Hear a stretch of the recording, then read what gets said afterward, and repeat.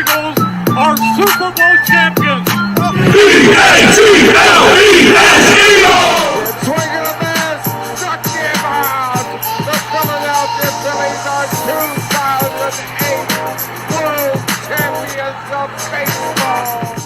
Ladies and gentlemen, the Flyers are going to win the Stanley Cup. The Flyers win the Stanley Cup for the lead. Yes! Iverson, wow, what a fake off Daniels as he broke his ankles and got all the way to the cup.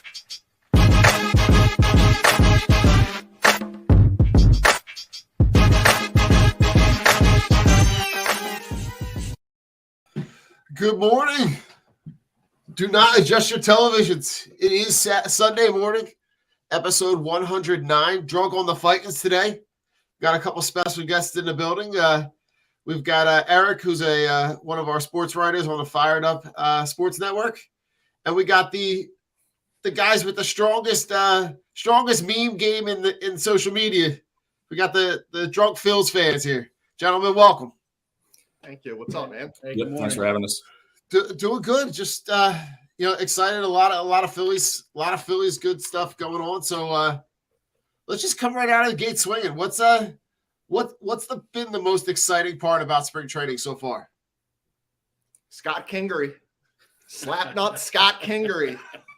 Okay. Yeah, I really think, go ahead. I really think the whole bench situation right now, really, that's the only kind of, I guess, battle that we're really seeing so far. And it's been pretty good so far. And like you guys said, I mean, Kingery has really come out of the gate swinging here. I kind of thought it was a fluke in the beginning, but maybe not. Yeah, I agree. Yeah, I think, you got Jake Cave really swinging the bat well. Derek Hall swinging the bat well. The guys that are in that competition for those last two bench spots are really stepping up. Clemens, he's going to do well. It's like Cave is like the dude I want to get behind. If he's not left-handed, he made the team 100%. That's the only thing that's tough. Like another left-hander. Jake Cave's the right-handed, and he's your guy. Plays all three outfield positions. And he seems like a hustler. Like you can see, he's turned triples from doubles and doubles from singles already. He's hustling 100%. I mean, to just kind of touch on the guys that you've already mentioned, right? The performance of Jay Cave in spring training games, right? And you want to take spring training with a grain of salt because the rosters are very flexible in terms of who they're playing. But when those guys that you have mentioned have been on the field, they've been pretty impressive. So I love where this team is and the fact that that's where the battles are. The battles are not for really vital positions. They're for places where you're filling out the back end of your roster where we know as that season progresses, those are guys you're going to need throughout the season. Yeah, I think that really speaks to the depth of the team right now, too. I mean, the fact that that's really the only kind of thing we're looking at, and whoever loses out is still good depth in the minors. So, if someone gets injured, we're probably going to see these guys at some point, in Philly, regardless. But yeah, coming out of spring training, it's a good problem to have. The other guy, Good. The other guy I've been really impressed with is Edmundo Sosa. He seems to be like a guy who's really trying to play himself into a much larger role with this team. Maybe even pushing Stott at second base because Stott's been struggling so much in the spring so far. Where Sosa's really, and he's showing off some power, hitting home runs, and his glove is what it is. He's a good defender. So a guy like him it's been fun to watch. Seeing him in the spring since we acquired him late last year and only saw him kind of as a defensive replacement role last year. So he's a guy that I've been impressed with too. And it's nice to see these guys that are have to step up in the spring to make the team really show out. You don't worry so much about the veteran guys because they're working on things, but the young guys, these guys battling for jobs, they've all been good. It's been fun to watch. Yeah, I mean, I love where they are. Right, they're a team that kind of picked up right where they left off, and you got now the full offseason for those guys. A guy like Sosa who they brought in the middle of the year. Now you look at the role that he played. What would be ideally, what would it be beneficial for him or not for him, but for the team if he does overtake Stott and play that role and kind of overtake where he is right now, based on where Stott was at the end of last year, really performing really well throughout the postseason. I mean, you look at 93, right? You had Duncan and Morandini kind of like sharing the load, left-handed, right-handed. Maybe that's what happens here. You know, Sosa's against left-handed and Stott's against right-handed. And defensively, like, you're not losing anything. One's not going to replace the other at the end of the game because they're a wash. Sosa might be a little bit better at second, maybe, but I'm not convinced of that. Yeah, I mean, I think, from a development point, you want to see Stott in there as much as possible, at least in the beginning anyway. But I feel like it's also important to get Sosa in the games, 3 or 4 times a week, because he can play so many different positions, get guys breaks, and just because his bat actually had, when we first traded for him, the kind of knock on him was, okay, he's got a great glove, but the bat is a little bit suspect. But we saw some big games from him last year, and so far in the spring, like Chris said, he's been smoking, he's been showing some power. So I think it's still important to get him in there and keep his bat fresh. But I still think you want to get Stott as many chances as possible in the beginning, just from a development standpoint. Yeah, and you could tell the Phillies like Sosa too, that they're experimenting, putting him out in the outfield, just trying to give him more versatility so that there's more spots that he can play. So yeah, no, he's and I love his glove coming off the bench, especially if Bohm goes back in the tank a little bit at third. You got a nice glove that can come in as a late inning replacement. So. I think Sosa's going to play a big role this year for the Phillies. I mean, at some point with the starting pitching kind of tail end issues, we don't know how Suarez is. Maybe these are someone they are able to dangle, right? Kingery is able to be dangled because he could go somewhere and maybe get a 4th or 5th type guy if Plasmeyer or Sanchez doesn't kind of step up, or if Suarez is not available and Falter, Falter cannot pitch against a right-hand heavy team, though. I mean, he absolutely gets murdered against righties. So that's a huge worry. Yeah, I think the depth in the – I'm sorry, Don. Go ahead. I was going to answer another question. Go ahead. I was just going to say, touching on the starting pitching thing there, Painter's injury obviously made that a little bit more of a deal. But, yeah, because I think that's really another weakness we have here. There's people, competing for that 5th starter job. But, it's just you still got to figure out how effective is that going to be. So that's kind of another thing we got to kind of look at there. So inevitably, where does that leave a veteran guy like Josh Harrison? I think Harrison's playing himself off this roster. I don't think he's been impressive. I mean, he's a guy I always liked because he was a nice role player, but he's not the player he once was. He even dogged the ball. One ball, he hit a double, probably should have had a triple, was kind of showboating it into second base. And I get it. He's a veteran. He's been around, but I would much rather see some of these younger guys play than a veteran guy. I think the Phillies have enough of a veteran presence on the team that they don't need a Josh Harrison type guy, and they can bring along some of these younger guys. And I'd rather see guys that play hard every day and get an opportunity, like a Kingery. I mean, that's a guy, we make fun of him on the page all the time, slap nuts and all that, but he's a guy I want to see have success. I mean, he was a big time prospect for the Phillies. Larry Bowa loved him, talked about being one of the best defensive second basemen he ever saw. So I'd love to get something out of him and see him play well. So a guy like him, a guy like Cave, I'd keep them on the roster before I kept Harrison at this point. Yeah, I mean the depth. I think they brought him in for depth, right, in spring training. But the way that he has played, with a combination of how impressive the young guys have played, it really isn't leaving him a whole lot of wiggle room. I mean, he's a guy that could be a veteran presence, but only if the production on the field matches what they need. But if they're getting that from those young guys, then it makes him it really does make him expendable. Yeah, definitely an interesting point there. In the talking about starting pitching, in the least with the injuries that happened, like Noah Song, we knew that some back tightness was going to come up. I mean, well played, Phillies. Like, we got to keep this dude, so we're just going to say a nondescript. His back's tight. Well played. Well played. You know. No, and that Rule 5 pick for them could end up turning out to be something a lot more than what they thought it could be. Yeah. We were just talking last night about another Rule 5, you know, who was a no one, and then Victorino, and became, you know, awesome. So this Song seems like he's that caliber of player, and maybe they've already seen it and they're like, we're just gonna, you know, wink, wink, shut you down, Right.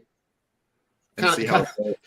You put him in cold storage for a while. You let him, you know, he's a guy, right? Obviously, he was in the military and hasn't played, you know, competitively for a while. So the way that he's the trajectory for what he could have been when he got drafted, it's a super sneaky, smart move.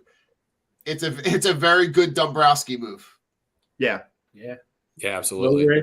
Low risk, really high reward, you know, type move. Yeah. Yeah, if it doesn't pan out, it doesn't pan out, and it doesn't really matter. You don't really lose anything on it. But yeah, I'm very curious to see, because I haven't really seen anything about what his stuff has looked like down there. I know he's thrown a few bullpens, but I haven't really seen anything about what he's looked like so far. So I'm kind of curious to see. But yeah, definitely a good move to keep him on the storage there for a little bit on the IL. But see what happens with him. So let's switch gears here. Pitching staff. Who's a guy at the back end? They brought in a couple of guys on the back end of this bullpen. Who are the guys that have impressed you on the back end of this bullpen? Believe it or not, Craig Kimbrell has actually looked really good so far this spring. You know, I know a lot of people were a little suspect of that signing because of his year last year, but he's looked pretty good this spring so far. I think Soto is scheduled to go today. I think I saw something. I think I read something about Zielecki saying that Soto is supposed to start today, or not start today, but get in there today. So I'm curious to see where he's at. You know, since he just got here. I know he's been throwing down in the Dominican Republic, but definitely curious to see what he has there. And then, you know, I guess, did you guys watch the Dominican Republic Venezuela game last night with Alvarado pitching? I didn't see it. No, he looked a little. He looked. You know, he was a little erratic. You know, he didn't give up any runs or anything, but he gave a hit or a walk or something like that. So he looked a little erratic, but he did get out of it. He looked good. Threw a lot of sinkers, I think. But so I think those two guys have, and Alvarado has looked good in you know, in spring training too, I think. So I think those guys are looking good so far. Marte, the Giants guy, you know, I thought he explosive fastball again. You know, I think does he make the team or not? But he may. It's tough not to keep a guy that's throwing like that. He's throwing strikes. You know, again, like if you think back to last year or the year before, like we have all these question marks in the bullpen, and now we have like all these dudes that are throwing 95 plus with 3 or more pitches. And I don't know that we couldn't bring in someone 6, 7, 8, 9 and mix and match them and have no issues. Or I, you know, wouldn't be pissing and moaning about, oh, we're bringing Alvarado in the 6th. Okay, we got Kimbrell, Soto, you know, all these other guys to kind of close it out. Like we're in good shape with that. They really have done a really good job this offseason of bringing in guys that are just throwing heat. You know, between, you know, Dominguez, Alvarado, Soto, Kimbrell, Marte, like they brought in, or they've really compiled a good stockpile of guys at the back end of this bullpen, Chris, where they can do exactly what you're saying they can do. They can go inning for inning with anybody, which if they're going to be in the same position that they want to be this year that they were last year, they're going to need those guys, especially, you know, as they roll through the end of the season into the postseason. Connor Brogdon's always a guy that I just like. I just like Connor Brogdon. I really thought in the playoffs last year, you saw a maturity. He threw the ball well. He's another guy, 97 miles with, you know, an hour with his fastball when he's right, with a really devastating changeup.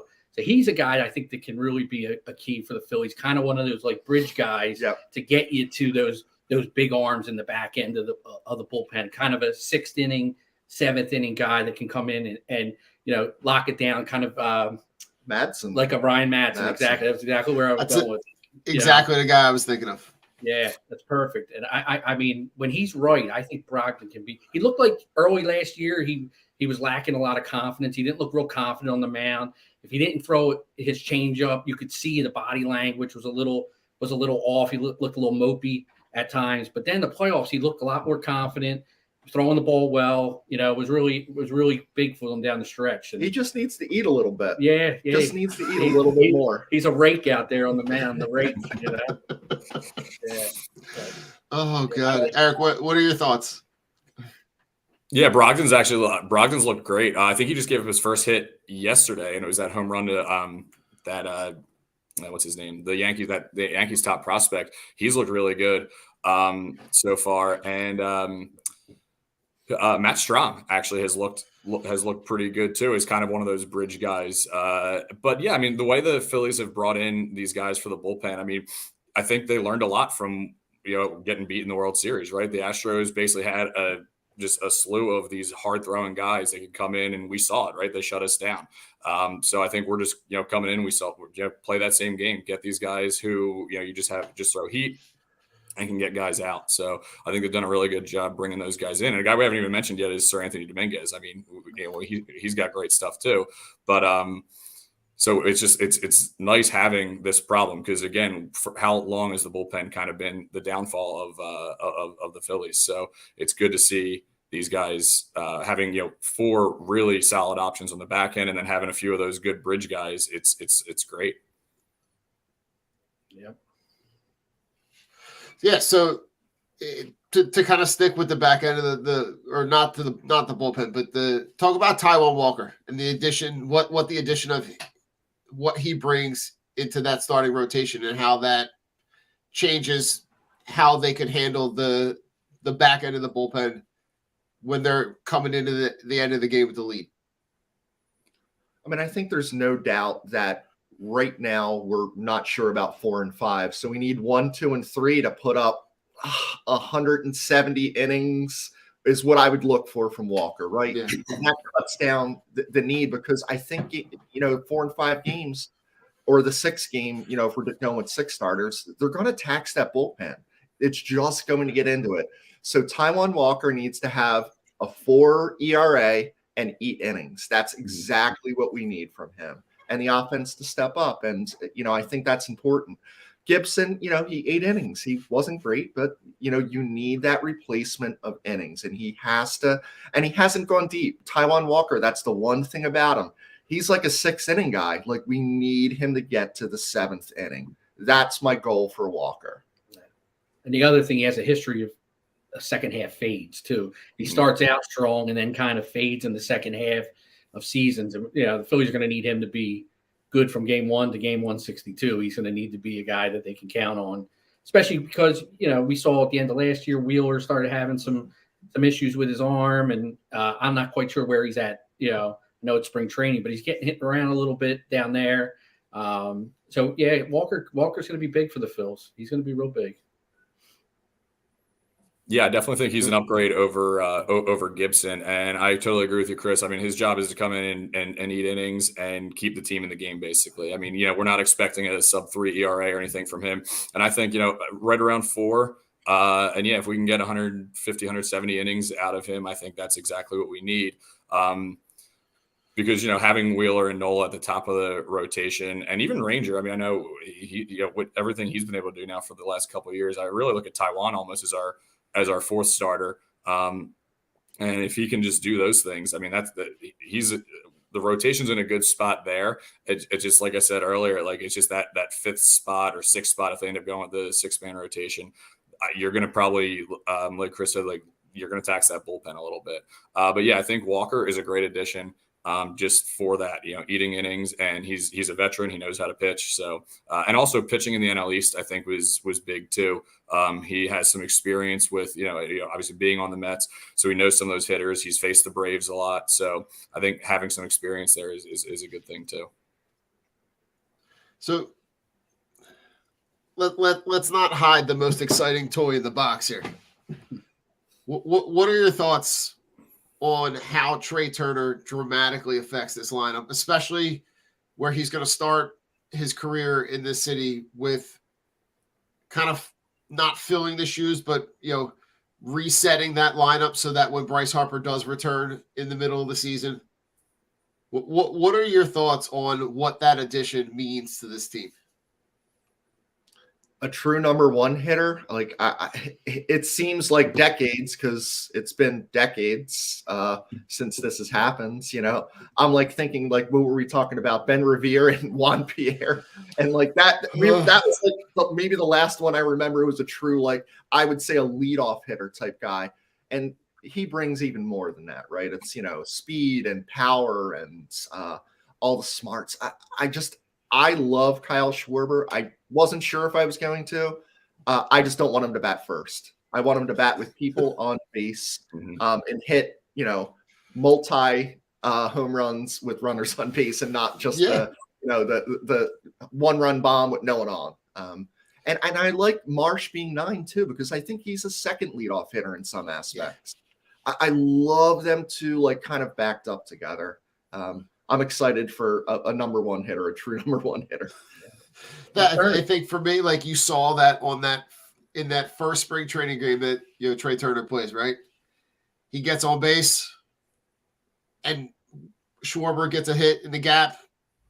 They're up 1-0 within the first 5 pitches of the game, and I think for us to be able to have that, yeah, he's the most exciting player the Phillies have had in a long time, with everything he can do on the baseball field, and I think he's got the potential to steal 40, 50 bases this year for the Phillies. And I mean, like you said, in that first spring training game, he gets on first, steals second, boom, hits a single through the hole, we get a run. Manufacturing runs without hitting home runs is something that I'd love to see the Phillies do more of. Put the ball in play with runners on base, and he's going to be on base a ton, Turner. He gets his walks, he gets his hits, his infield hits. Yeah, and he also hits 20 home runs. So he's going to be fun to watch. Yeah, he just makes things happen. And I think with Harper being out for as long as he's going to be out, you look at this lineup without Harper, and it's still like probably a potential playoff lineup, right? Then you add Harper in later, and I mean, just the addition of Trey Turner for that purpose alone is huge. But I mean, all the other things that he makes happen, the base stealing, and then he manufactures runs. That's exactly what he does. And yeah, I don't think it's outrageous to say that 40, 50 stolen bases is realistic for him. But yeah, he's just going to make everyone around him better. I think he's going to help Stott a lot. With kind of having that up the middle defense thing there. So I'm really excited. I think this what he brings to the table is so different than what we've had, where every time he's on base, something can happen. Listen, I couldn't agree more. I think from what just in that first at bat was just exciting to see right away how dramatically he can affect that trajectory of the game and get them ahead, on before the other team even has a chance to bat. To have your pitcher be able to go onto the mound already up 1-0 is going to be a huge asset, especially for this team. Now, you both talked about the shift, or not the shift, but the stolen bases that he could project for this lineup, and how does that is that part? I think part of it is him, but part of it might also help with the new rules with the shift. Yeah, I think the lineup has a lot to do with it, because I don't know who they're going to put number 2. Like, it seems like they're going Hoskins as number 2. Okay. But I'd love to see Bohm as number 2, right? Bohm is the quintessential number 2 hitter for them. He's had a little bit more power. I think Hoskins at number 2 takes a lot of pitches, which allows Turner to steal more. He's not a first ball swinger. And I think that would be advantageous for Turner, because he knows he's going to have 3 or 4 pitches. Hoskins sees 6 pitches and a bat all the time. He knows he's going to have 4 or 5 pitches to run. And I think that's awesome. And the pitcher can only throw over 2 times too to keep him on base. So, I mean, I think that's another thing that works to his advantage too, because they're not able to hold them on as they used to. Obviously, the bigger bases, there's been a lot made of that this offseason too. It's not much, but that extra 3 or 6 inches it is on that side will help close that gap a little bit too. So. And then he's got the extra inches on it with his oven mitts on there, extra inches with those on. Yeah. Now, how about that? How about on the defensive end, right? Having a guy like Trey Turner up the middle, and how that is affected by the shift, right? Having a guy that, because you can't now put you got to start the pitch or the at bat with 2 guys on each side of second base. Having a guy like Trey Turner that can cover more ground, how that's going to be important for this team. It's huge. It's huge. His athleticism alone is going to make up for not being able to shift. I mean, we had Didi start the season last year, and he was probably as mobile as I am at shortstop, and the shift really helped him because they basically told you play right here and the ball's going to get hit to you. He really didn't have to move much to his left or right.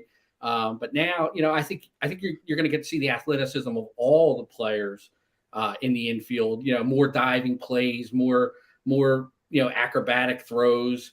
And Turner's perfect. I mean, he's just so smooth at shortstop, and he's going to cover a lot of ground. He'll help Bohm over at third. He'll help Stott up the middle. It's going to be fun to watch because I think we're going to see kind of the reemergence of the athletic shortstop, where they just always seem to be staying in the right spot when the shift was on, and it was, routine. Every ball was a routine play. It's going to be exciting. He's going to be the best defensive shortstop we've had here since Jimmy Rollins, easily. So, took the words right out of my mouth. I was just thinking the same thing.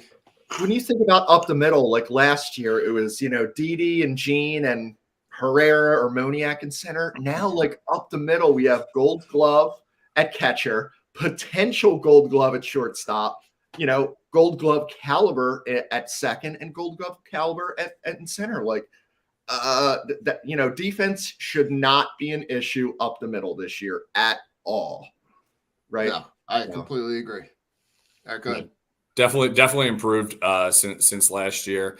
So I'm excited to see that. And I think having Turner kind of be like a mentor like Gene was to Stott last year, I think having that is going to be big too, both on the defensive end and offensive end there.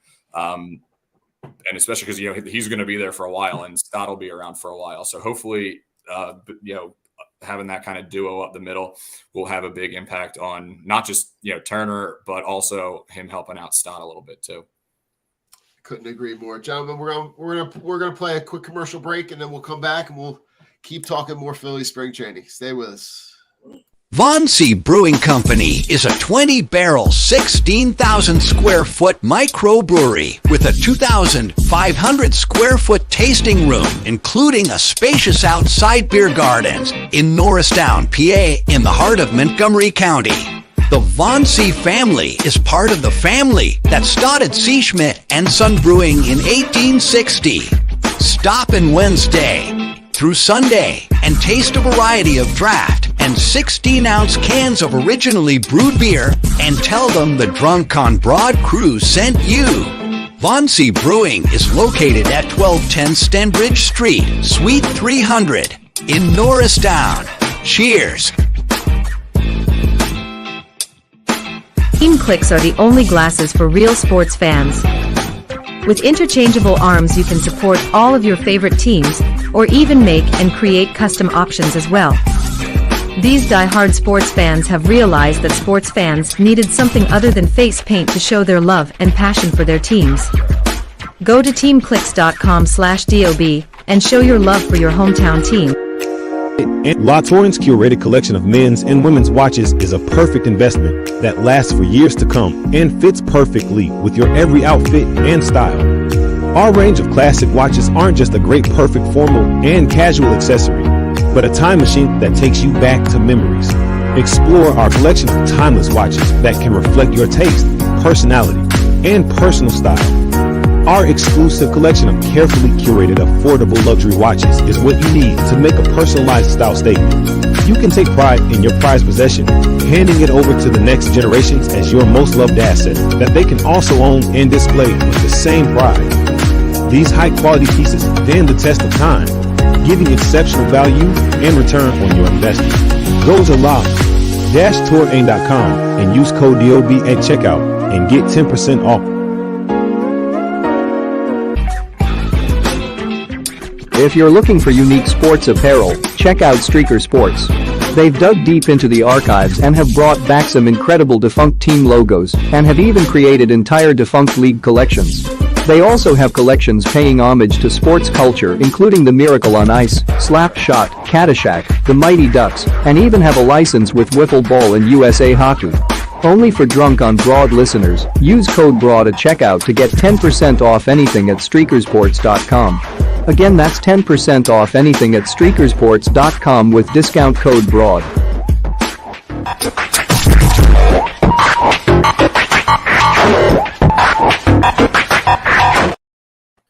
Welcome back. Talking all things Phillies on Drunk on Broad. Gentlemen, how do you handle the DH coming out of the season? Because I think we all can assume that once Harper comes back, that role was gonna kind of slide back to him as a default, kind of the way that they handled it last year.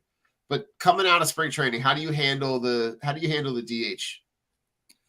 I kind of like the idea of mixing it up a little bit, getting some guys off their feet and getting them into the lineup. It's also a way to get, we talked about earlier, get Sosa in the lineup too, or in the field as well. So I wouldn't mind, doing kind of a rotation type thing there, playing matchups. But yeah, so I think in the beginning, and now it also depends which of these, if Hall makes the team out of spring training, I think we're going to see him in the DH a lot just because of the power he has. If he doesn't, though, I think we have options. Get Bowman there every now and then. You want to keep his bat, but get Sosa at third base. I think you want to keep Turner probably in the field as much as possible, but you can do the same thing with Hoskins, and even Schwarber or Castellanos. Get them out of the field a little bit and get their bat in the lineup still. So I think it's kind of going to be a revolving door until Bryce gets back, based on matchup and who's been playing a lot, who needs a break. It's basically like getting a half day, basically, if you get off the field there. So, yeah, I love Hall. I just don't see him making the team. I'm with you there. He's kind of only plays one position. Mm-hmm. And I think, Cave could maybe be that guy because he can play multiple positions and is left-handed and shown, power, not to the extent that Hall did. And I do like Hall. He's just not going to fit, I think, the team if it doesn't work out. But, what you're saying, Eric, with like being able to switch like Sosa at third and Bohm DH, awesome. I love that capability of like, I want a DH either that can hit both righties and lefties, or you got to switch it up and give someone a spell. And, DH, let's get Stubbs in there a little bit. DH Real Muto. That's what I was just say. There's so many options with this team. I mean, I heard the stat yesterday. I was going to bring up Real Muto because I think they said after the World Series, he caught 235 more innings than the next closest catcher. And I know the guy's, he's an athlete. He's, in great shape. But that's a lot of innings. And I think you saw him wear down a little bit in the playoffs, especially the grind of catching every day in the playoffs and all those games. If you can get him off his feet a little bit, DH him a few times, play him at first base and maybe DH Reese, get Stubbs in there. I mean, Stubbs did a nice job last year when he was called upon to play. Came up with some big hits, catches a good game. He's a good defensive catcher. So it's not a liability having Stubbs play more. But I think it saves JT for the end of the season when you're really grinding to get in the playoffs, pennant race, and the playoffs, which I expect the Phillies to be right in the mix. Again this year. So I'd like to see them save his legs a little during the season, using him as a DH. Yeah, I mean, I think kind of what we've touched on throughout this whole show is the fact that like you have a ton of flexibility, right? You can you can slide Sosa into third, put Bohm to first, or you could put Sosa at third and let Bohm DH. You could play Bohm at first, let Reese DH. The flexibility in terms of being able to get guys like scheduled days off where they're just going to DH is going to be a huge asset, just like you said, Chris, as this team starts to prepare for that that end of the season, postseason run. That you're going to have guys that have been able to be in the game, but not necessarily have the grind of playing the entire game. Just being able to DH is going to be a huge asset moving forward. Yeah. So, talk about, are you all in on the baseball classic at all? Have we watched? I've been watching. Yeah. I mean, I think the first couple games were tough because they're all over in like Japan, and the games were either 5 or 6 in the morning or 10 or 11 at night. So they were kind of tough, but I tried to get as much in yesterday, and like that Venezuela, I was really looking forward to that Venezuela Dominican Republic game, and it turned out to be a good one. So I'm not Italian, but I had an espresso this morning, just like the Italian fans. I had a nice espresso. I was talking, like a little bit, talking with my hands a little bit more, but I'm like, go Italy. I love it. Well, like the USA is in action last night, right? They're playing Great Britain, and right, you saw kind of Schwarber kind of pick up right where he left off. Yeah, I got to see Vance Worley too. That was a nice throwback. I was like, he's like respect Vance Worley. Like I was like, I saw him in 2012 at like spring training, and I was like, I forgot, and then I was like, 2012 was like 5 years. I was like, it's 11 years ago. Yeah. The one thing I'll say about Great Britain is like, whoever did their uniforms, like, I was just about to say this.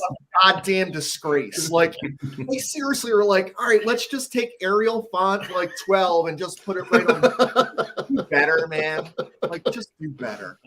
Oh, right. And listen, they have probably one of the more iconic flags and you couldn't mix in anything, like maybe make the font the flag pattern Big Ben on there, get Big Ben and Parliament on there somewhere, They don't use the colors; they just use gray.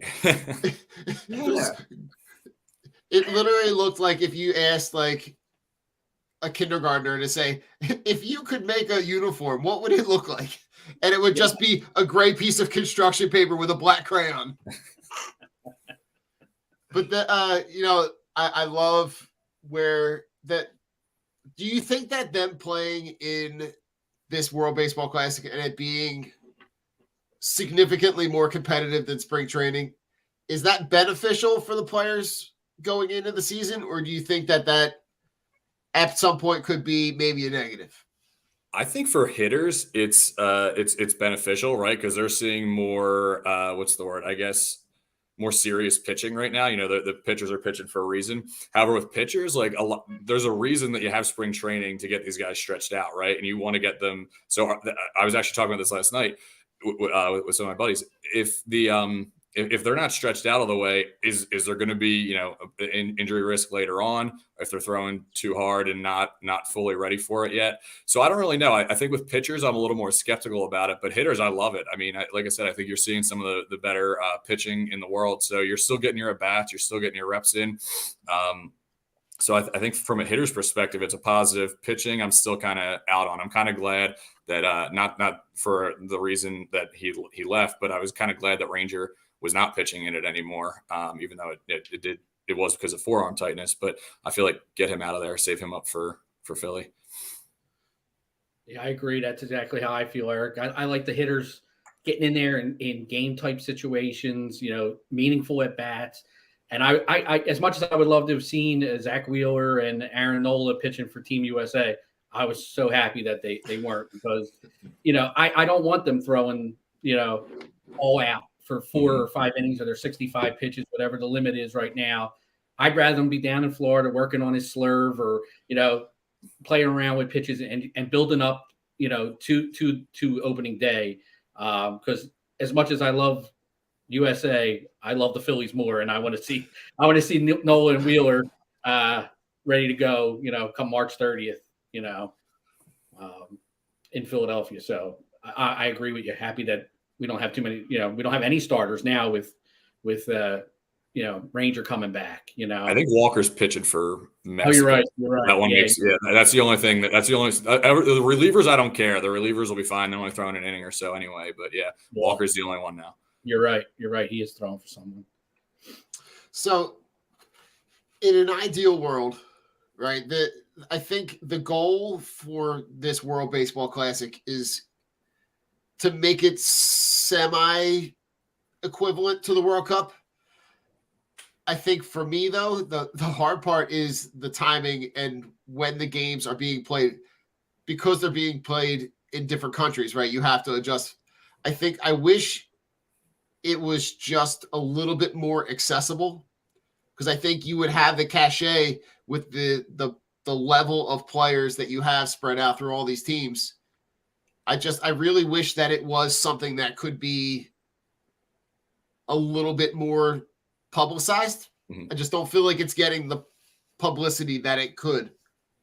I mean, I think soccer's been doing this a lot longer. And what soccer does is they have built in international breaks throughout the year, right? So World Cup, they'll have a larger break, but they'll have built in 2-week breaks where their entire team or whoever is on an international squad goes and does qualifiers and things like that. That's the only way that this works in a good way, but it spreads it out throughout the year. Is that good or bad? I don't know, because I don't want our guys playing in September for some, against Ecuador in some nonsense friendly. I don't want that. So I get it. Yeah, I mean, I think there's been like just watching some of the games, I think international fans are super excited for this stuff. I mean, some of those stadiums are absolutely electric right now. I mean, they were playing in Miami last night, and I think that was probably the most people that have ever been in that stadium. But it was really fun to watch. So I think it's getting publicity. I'm thinking it's because it might just be on the American side of things here, where we're not seeing it as much, because it seems like the international fans are real into it. I also think moving forward, it's going to get a little bit better, because we're going to start seeing more. Eventually, I think most of the games are going to start taking place in the U.S. So I think as we get out of the pool round, I think the next rounds are going to be a little bit more accessible. But I agree with you, Don. I think I wish in the beginning it was a little bit easier to watch. Yeah, because it would kind of ramp up to. I would hate for it to get to a place where like the games are really competitive, but people have already checked out because they didn't see it, at the beginning. Just to circle back, gentlemen, before we kind of head out of here, talk about Andrew Painter, right? Because that is we were kind of sitting on that news for a while, waiting to hear what the results were. Talk to me about excitement, but also is there apprehension? I mean, I think 2023 is done, right? Like, we're not seeing them. I'm not hopeful any longer. And I was hopeful because, you see the first outing and it looked like he's like not trying hard. I know he's giving max effort, but he looks like he's not trying hard. Yeah, and it did look effortless. Yeah. 99, 100s. But when you see him, I mean, he is so young. And then Dombrowski kind of has this ability to allow the young guys.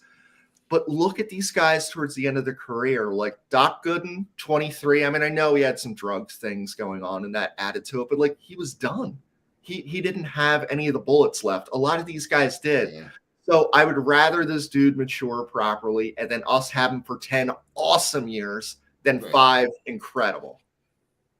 I got you. I think the Phillies are going to baby his arm all season. I mean, I wouldn't be surprised if he shut down completely at some point. They'll definitely limit his innings, and it'll all be minor league stuff. You're not going to see him go deep in games if he gets into any minor league games. And I think that's a smart thing because, like I said, he's 19 years old. He's got $1 million arm, and he could be an ace here for, like Chris said, the next 10 years. And you want to protect that at all costs. Yeah, I'm of the same mindset there. You got to be careful with him. Just being as young as he is, you really don't want to overdo it because even if he doesn't make his major league debut this year, the fact that he'll be 20 or 21 next year when he does, he's still young enough where you could still get plenty of time on him. The only thing I will say is if he does come back and he does end up pitching for the Phillies this year, the only kind of silver lining to this is that because I know one of the things that everyone was talking about prior to his injury was how are you going to limit his innings, right? He pitched, I think, 103 innings last year, which is the most he's pitched in professional ball. And so maybe he's can maybe do 120, 130 this year. So, you don't want to kind of have like a Steven Strasburg type thing where you burn him out and then can't use him in the playoffs or whatever. So I think if they do end up having this and some miracle happens and he is able to pitch in 2023, having this kind of like built-in delayed start or innings limit, may be beneficial down the stretch run if something like that were to happen. But I'm with you guys. I think at this point, protect him, make sure he's 100% before he does anything. Yeah. I mean, I think ideally, if nothing happens, right, we were all kind of anticipating something during the middle of the season when they bring him up. But I think we're all kind of in agreement. The idea that you take anything other than the most safe route for this kid is ideally the smart move. Gentlemen, anything else that we missed? Anything you want to talk about? Any topics from spring training that we missed that you want to touch on? I'm just glad we haven't had to talk about Nick Nelson. That's you can tell that's a positive when Nick Nelson's name doesn't come up at all. It's a good it's a good sign. Just I'm curious how you guys feel about the pitch clock. Chris and I were talking about it a little bit last night, so I'd be interested to get your feedback. I don't hate it. I think it could maybe expedite some of those extended breaks in between at the stepping out, the readjusting of every piece of equipment you're wearing. So I think in that sense, if it shaves off a half hour of every game, 20 to 30 minutes, I don't think that, based on what I've seen, it doesn't seem like it's negatively affecting the game. I think the first time that you see someone called out in a real game, in a game that counts, where either the pitcher doesn't pitch it in time or the batter's not in the box, and that call changes how that game plays out, whether it ends the game or whether it's calling a guy out in a big spot. I think that's the first time that you're going to see Major League Baseball maybe take a look at maybe readjusting it. But I think on the overall, I don't hate it. It's not something that I think is going to dramatically negatively affect the game like people thought it would. Yeah, I'm with you there, Don. I don't hate it either. I wasn't sure how I was going to feel about it, but so far, yeah, I think, as the players are going to adapt to it, I don't think it'll be, the end of the world. But the one thing I have seen people talk about, and I think it brings up a good point, is like, the kind of those moments of dramatics, right? Like Bryce Harper's home run last year in Game 5 against the Padres. There was a long lead up to that, right? Like it felt like it took a long time. So that's going to be kind of more rushed now. But overall, over the course of 162 games, not including the playoffs, I think it's a good thing overall. You're going to pack more action into that time period. I love baseball, so I never thought the games were too long anyway. But it's good, I think, in the fact that it gets guys to the plate quicker. You don't have Chris Bassett stepping off 600 times and all that. But I think it's going to affect players differently. Like I know Max Scherzer is going to love this because he wants to pitch quick all the time, but I think you're going to see guys who throw a little slower be affected by this. So it should be interesting to see. I don't hate it though necessarily. I'm just curious how it's going to work out when the games actually matter. It's funny you said Bassett because I was thinking of Steve Traxel, the human rain delay. Like, I wonder what he says about this. He probably absolutely hates it. Yeah. Like, maybe hate isn't the right word. It's abhor. He's like, I need a minute between pitches. Like, yeah. That's exactly what we were saying, though, Eric, last night was that Harper home run. Like that playoff baseball, it's the moments that make those special. Like, yeah, you remember the home run, but the at bat. I mean, Chris and I were at the game, and we were hanging on every pitch, and he fouls one back, and you feel the crowd just, suck in the wind and get ready for the next pitch, and you had that time. So, I mean, what I seen the idea kicked around with the clock, like maybe doing the clock for the first 6 innings and stopping it in the 7th, 8th, 9th, or something like that, where you kind of, when the game's in the balance, in those last few innings, maybe that's when you go back to no clock. And I think the batters will have already adjusted to getting back in the box quicker. So you may not go back to all the nonsense with the gloves and, cleaning the cleats off and everything. But I think it will lead to those moments, those build up moments. Even in an April game, you can have a big ninth inning spot, if you're a baseball fan, you love those moments when they happen in April or they happen in October. You love those big moments. And when I first saw the clock the first time, I thought it looked rushed to me. It doesn't now that I've seen it, longer time watching it in spring training. But I do think there may be some tweaks that they can make to bring back to keep those special big moments in the game, So we'll see what happens. I do like, the pace that they're playing at now. The game's, more enjoyable because there's a lot more action. So we'll see. So far, so good, Yeah, and correct me if I'm wrong. Was there a game in the spring training with Scherzer where Scherzer was going too fast? Yeah, it's quick pitching. Yeah. He was taking, like Eric, you mentioned Scherzer, right, as a guy who would really enjoy that. It was almost like he was going too quick. He was starting the wind up before they had even reset the clock back to He's calling his own pitches too. He had the pitch comm and was telling the catcher, "This is what's coming." He struck one guy out. He said it was 3 pitches, 27 seconds. He struck. I saw that. That was crazy. And one of the things, here's another point to that. One of the things that people used to be able to get to Scherzer. You would see this before, where guys would take a timeout right before he's ready. It throws him off his game. He's a maniac. Like he thrives on pitching quick and getting at you. So guys can kind of get in his head by slowing the game down a little bit. Now batters can't really do that. So I think for guys like him, it's an advantage and it's going to be huge. But we'll see. I don't know if you guys noticed either. I thought Wheeler was doing that in the last game too, where he was calling his own pitches in the last game. Looked like he was tapping his glove before pitches. I wasn't sure. They never mentioned it on the broadcast, but I thought he was calling his own game a little bit. Now I know Realmuto's not there. Maybe that changes when that could be it. Yeah, it could. Yeah. So, gentlemen, before we go into final thoughts, I want to give you all the space to kind of describe your location where we're talking to you from. You've got a pretty special project that you've worked on that I think has a lot of people excited. Go ahead, give us some details. Yeah, so I have a detached 2-story garage that was up until last year, up until 3 months ago, legit a garage, ugly industrial green cinder block walls and things of that sort. And I would still listen to the games or watch the games out here. I had some World Series parties. And eventually, I says, why not build a bar, or why not try to? I don't have the space or in my actual house, or maybe, my wife is maybe you shouldn't have a bar in the house. It could be that. It could be that. So, pallet wood or reused barn wood on the back wall covers up green cinder block incredibly well and gives that kind of cool look. And then, I had the bar built and was redoing my bedroom. So I reused the bedroom doors. So the bedroom doors are actually the bar top itself. Nice.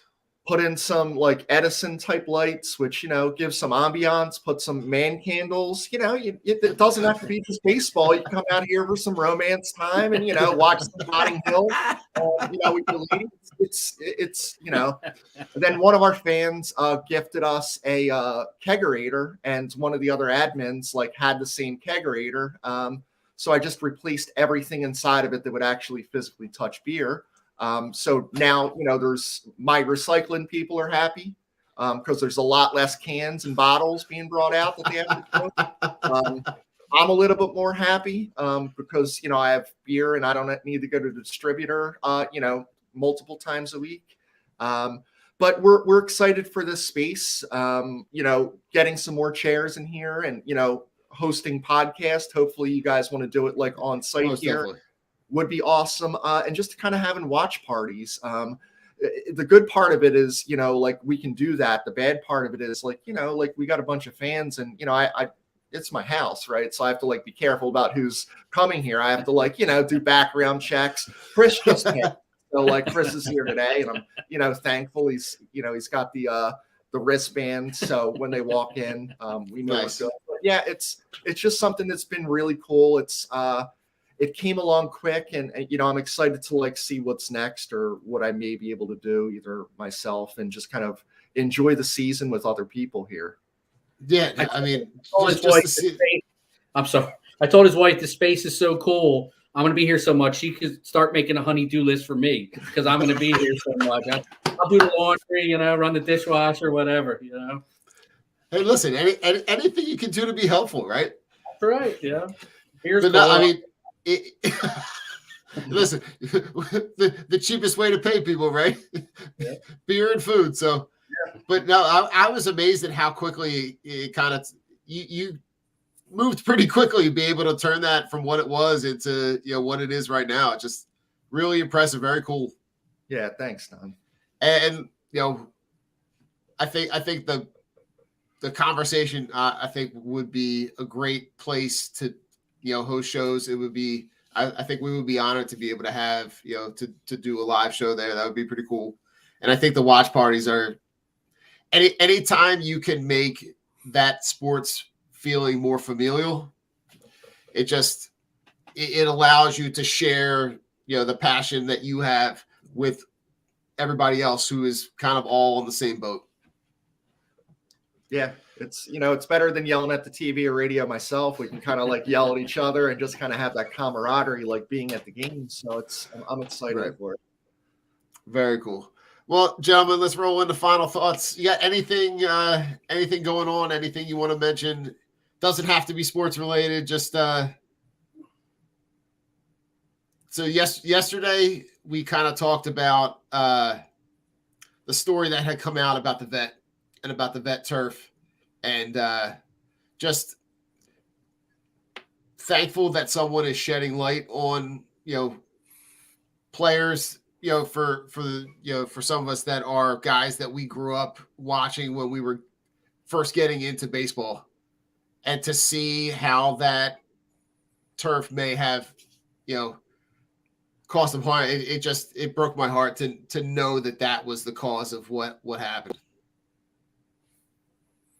Yeah. So yeah, I think it was weird. Just I mean, it was one of those things where so many guys had the same type of thing, right? So I mean, everyone kind of was assuming at some point, it was something to do with the vet, right? And what could it have been, or maybe it was whatever they're doing in the locker room afterwards. But like one of my favorite guys growing up was Dutch. So it's interesting to see the story come out. And it kind of sucks that that so many guys had to go through that stuff just because of basically poorly made. The surprising thing is that more Eagles players are not, getting sick with it, considering, you get tackled, you're on the turf physically a lot more than a baseball player. But I guess playing 81 games on that surface rather than just, 8 or 9 or during a season makes a huge difference. It's a shame. I mean, I played a couple games at the vet, growing up. So who knows? Maybe that's why I'm the way I am. I think that the heat and has something to do with it as well. The heat, it makes a difference. Yeah. One of the other things, just to plug something that we did, we just released like these new shirts in February, and we donated, or we're going to be donating very soon, 100% of the proceeds to the fallen temple officer. And we sold somewhere close to 300 shirts. So we're pretty proud that we're going to be able to like donate that. And it's a cool shirt, you can still buy it.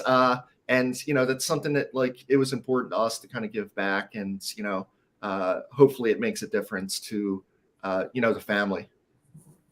Yeah. Listen, as a person who has family who is in law enforcement, to hear all of the tragic events that surrounded that police officer, couldn't think of a better way to kind of contribute way back to, give that family some kind of support. So as a proud owner of that shirt, I will wear it proudly, but I think the meaning behind purchasing the shirt is 1,000 times more important. So Thank you, gentlemen, for providing that opportunity for fans to, support that. Gentlemen, or Eric, you want to give people your credentials? Let them know where they can find you. Yeah, so I've been writing for Fired Up now, Phillies for a couple months at this point. So that's on Fired Up Sports. My Twitter, I noticed you guys all have your Twitter handle. I'm new to this, so I don't have my Twitter handle on there, but I'm also on Twitter, Eric_Moratelli. And I just basically post about the Phillies. Now spring training ramping up and regular season coming up. There's a lot of stuff to write about, a lot of stuff to talk about. So should be a good time. All right, gentlemen, it's been great. We'll just head out on a Go Phils. There you go. All right, Go Phils. Have a good day, guys. All right. See you, Tom. Take care. This is the Broad Street Line, where Philly sports fans leave all of their sports hot takes. Call 267-405-3062 and show us your passion for Philly sports. Don't forget to tune in every Wednesday at 8:30 when we listen to your live reactions to the thrill of victory or the agony of defeat.